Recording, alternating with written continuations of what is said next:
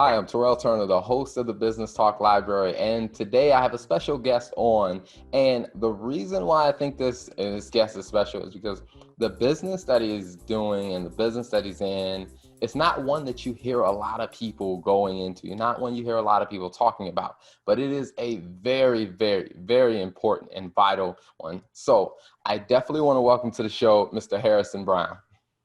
Thanks, Terrell. Thanks for having me. You got it spot on. Not many people care about this topic, but more people should. Absolutely. Now, before we jump into your business Headcheck, tell us a little bit about your background before you launched this business. Sure. So my background was I was a researcher. So I believed for the longest time that I was going to be an academic. I was working in a research lab, and I was doing concussion research. And this is kind of around when the topic started becoming very popular. And at that time, I think people didn't really understand too much about the injury, and people were looking at putting sensors in helmets and sensors in mouth guards and trying to come up with new ways to test for concussions. And I guess that's what really drove my passion was it was a really cool time where even being a young researcher, and I was doing my master's and PhD, I could actually make an impact. And it wasn't a field like cancer, let's say, where there's been billions of dollars pumped into it, and to actually have an impact, you probably have to spend your entire career there, working your way through the lab, getting research grants, all that kind of stuff. Whereas concussion was fresh. It was something that we just didn't really know a lot about, and there wasn't a lot of people that cared. Mm-hmm.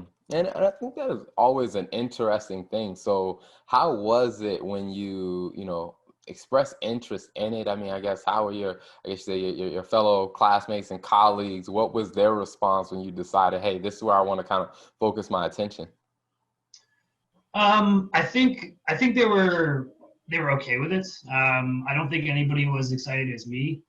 My my background, I guess I did play sports growing up. I played all different sports. I was a rugby player, and it was something that I connected with because I liked sports. I understood the injuries that happen, and personally, I hadn't been affected too significantly by concussions, but so many of my teammates had.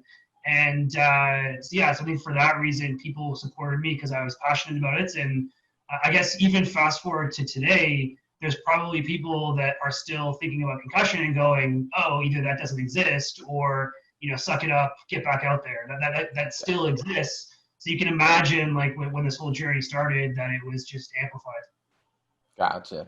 Yeah, because I remember when I played football in high school, and I remember one of the first times like I witnessed firsthand like one of my teammates getting a concussion. And afterwards he was able to get back up. I mean, luckily it was at the very end of the half, but as we were walking back to the locker room, he walks over to me and he's like, "Hey, what's the score?" Like, and I'm like, "Hey, you should know the score." And I didn't know what was going on. And then so I went and told the trainer, I'm like, "Hey, he seems to not remember anything in the short term." And then the trainer was like, "Oh, he has a concussion. We got to pull him out of the game." And it was just like witnessing that, like, man, that's a scary thing to just know that, hey, there's a gap of your life that he probably won't remember. Yeah, it's crazy. Like I think one of the things that I guess kept me engaged as I was learning more about the injury was every time that you read a journal article or a publication on it, it gets a little bit scarier. And I think in the beginning, I tried to use that as almost fuel to draw people to me and to the idea and to the topic and saying, hey, like, if a kid gets a concussion, their brain's going to be changed forever, and try to scare people about it. And I think over time, the more I learned, I guess I've shifted a little bit to not try to use fear as much, because I think there already is a lot of that out there. And you hear these terrible stories about Junior Seau and committing suicide, and there's so many horrible stories out there. And I guess one thing that I've switched a little bit is trying to take a positive note on it, right? And I guess highlight you, for example, like you actually saw your friend and your teammate that had a concussion and went over and told the trainer, and then the trainer enacted their protocol, and that player hopefully got pulled out of play. And that's something that you need to be rewarded for, right? You need to say, hey, that's exactly as a good teammate and a good friend, that's the way it should happen, right? It shouldn't be, thinking about, what's going to happen to him in 10 years from now, and what are the negative consequences of having that injury. It's more about, okay, well, the protocol says maybe we should check him out, and you did the right thing there, and that's great. Mhm. I appreciate that. I mean, it was definitely one of those things that caught me off guard to where it's like I never experienced it myself nor saw it. So it was definitely something I'm like, okay, all right, something's not right here. So, but now going forward, now you went from research. So what really made you decide to build a business around this? Yeah, to be honest, I think I saw a big opportunity because, working in the research world, you get exposed to kind of what's going on across the industry. And, looking at what was happening in the sports industry, all the way from minor sports all the way to professional sports, it was just very, very obvious that there was a massive gap in technology. And there was lawsuits that were happening pretty regularly at the professional level where leagues like the NFL were getting sued because they just weren't doing things properly. They had these protocols, they weren't being followed, the tests weren't being followed. Players were coming back saying, hey, you said you were going to take care of me, and you didn't. So, I'm going to hold you liable to that. And so I think that was kind of the first time that the light bulb went off, and it was like, hey, there's probably a better solution to this, and it probably has to be technology.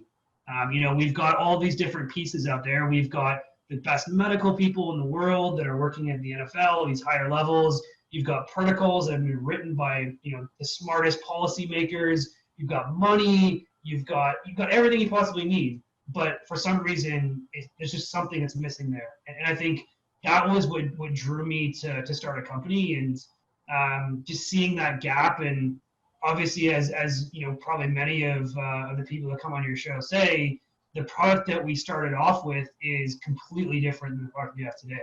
So Wow. what I thought was going to solve the issue, that the gap that I thought was going to close the gap with the product, was actually wrong. And the product that we have today is extremely different. Awesome. So speaking of that, what are the types of products and services that you guys offer? Yeah, so I guess there's two ways to think about what Headcheck Health does. The first thing that we do is we provide organizations with essentially an all-in-one digital health tool for concussion management. And so the concept there is every organization, as a result of these lawsuits and NFL, all kind of stuff, is everybody has a protocol. And in every single state in the US, there are laws requiring sports organizations where there are concussion risks to have these protocols.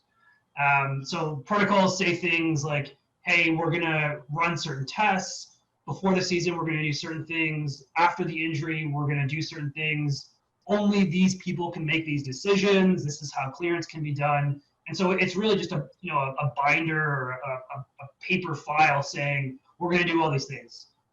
So what Headcheck does is it essentially takes all those things and puts it into one product so it's easy to use.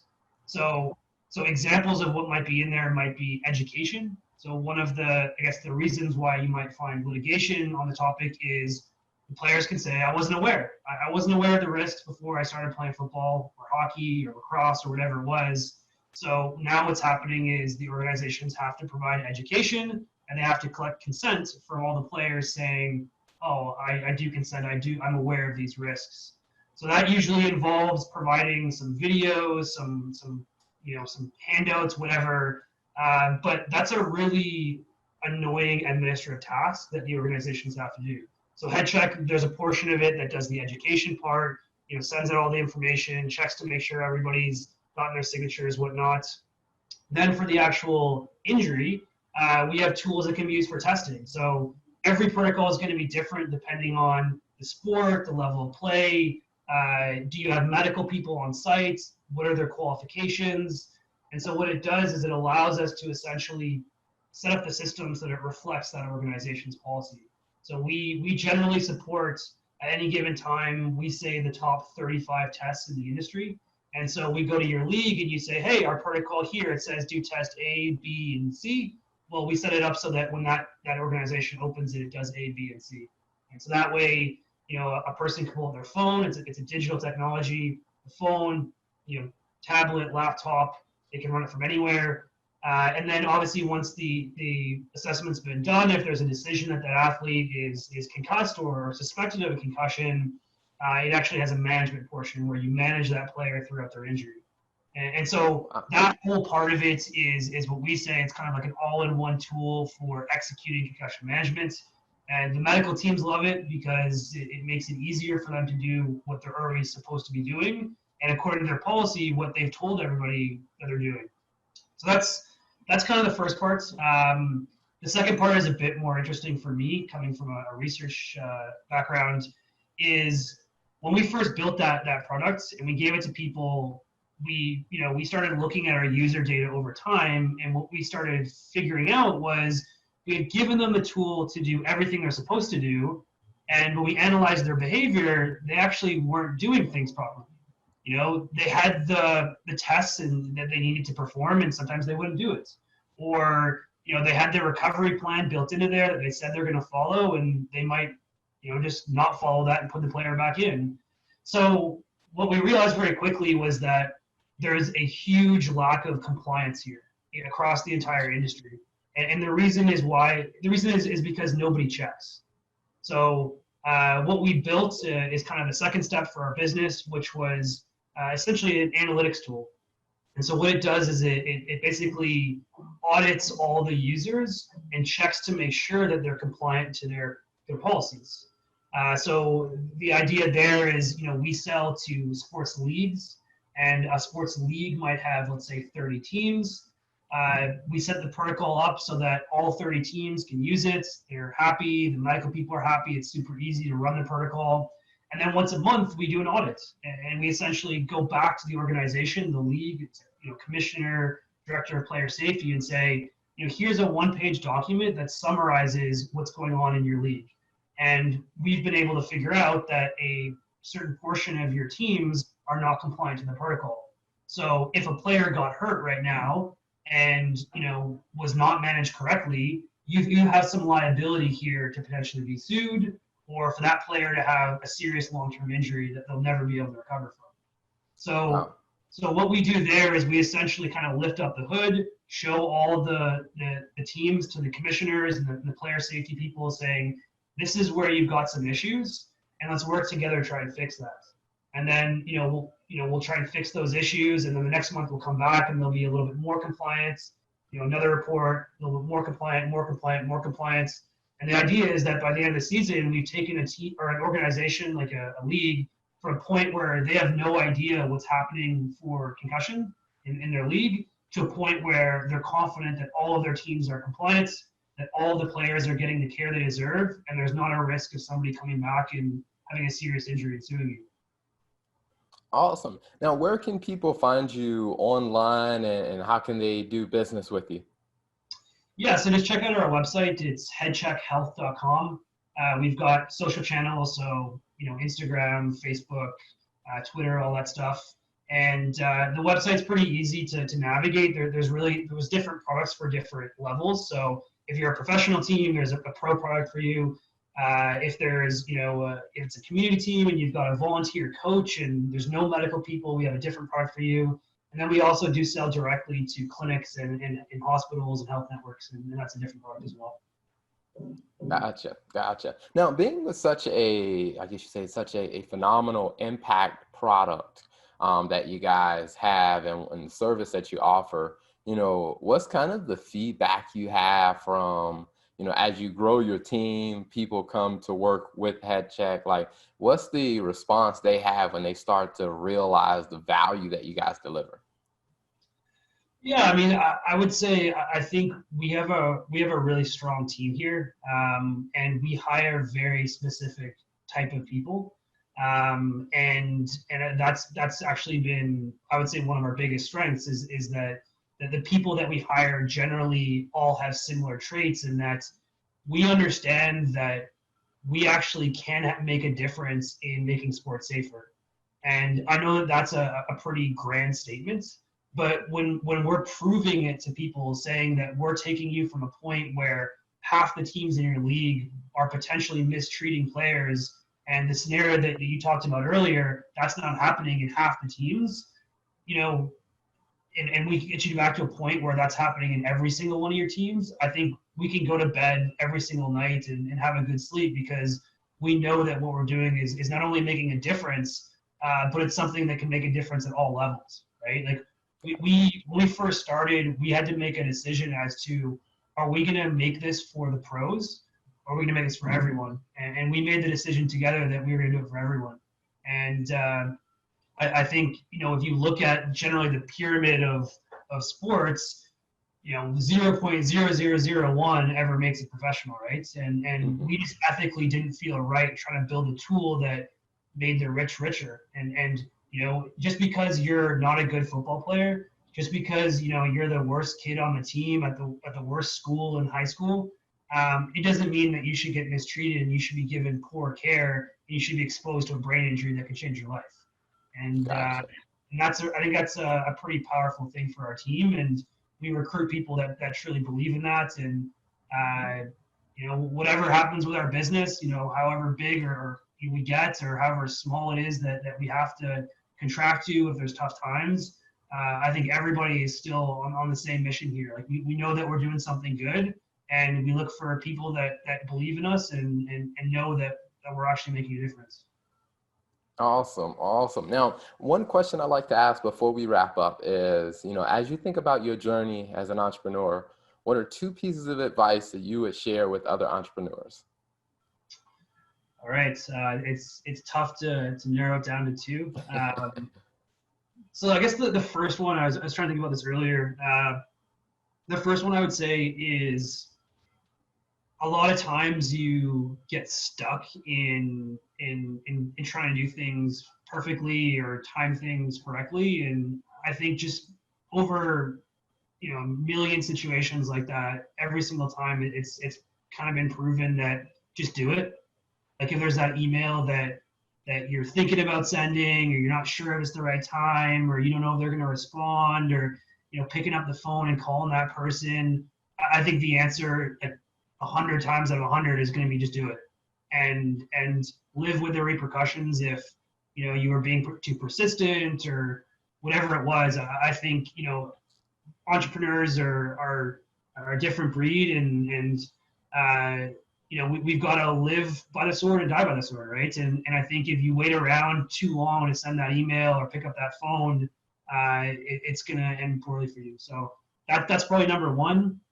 And then I guess number 2 would be filtering. Like, even what I'm saying right now, I think people need to filter this, right? Because I have a specific experience in a specific vertical, and it might not be applicable to other people and other experiences. And so I think going out and getting advice and mentors and asking questions is what everybody says. You got to do it. You got to constantly be getting information in.